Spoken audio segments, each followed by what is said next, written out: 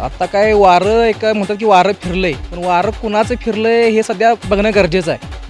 कारण आता विद्यमान सरपंचांच्या पत्नी आमच्या गावातून वेंगुर्ल्यामधून उभा आहेत.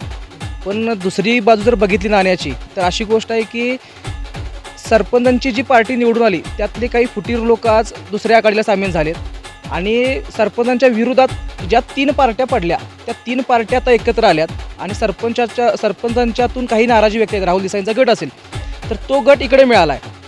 प्लस अजून एक दुसरा असा विषय आहे की आमदारांच्यावरती काही म्हणजे तिकीट ओबीसीला मिळालं नाही म्हणून जो गट नाराज आहे तर तो नाराज गट आज जाऊन जाधव गटाला मिळाला आहे.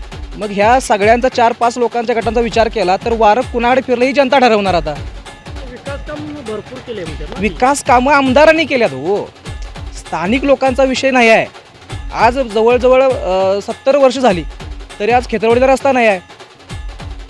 मूलभूत विकास कामं काय पाहिजे? आता खेतरवाडीला अजून रस्ता नाही, पाण्याचा प्रश्न अजून बराच म्हणजे प्रॉब्लेम आहे पाण्याचाही प्रश्न. मग विकास कामं तुम्ही करणार म्हणजे कुठली कामं केली ते दाखवा तरी. यासाठी कोण येणं गरजेचं आहे? आता गाव लेवलचा आता प्रश्न सुटला तर ग्रामपंचायतचा निवडणूक झाली. आता जिल्हा परिषद पंचायत समितीला जर विचार केला आता शेवटी ज्यांचा आता पारडं जड आहेत ते आता निवडून येतील. कुणाचं पारडं जड आहे? आता मी तुम्हाला सांगितलं की 4 गट एका बाजूला आहेत वेंगुर्ल्याचे आणि 1 गट एका बाजूला आहे तर पारडं जड कुणाचं दिसणार आहे?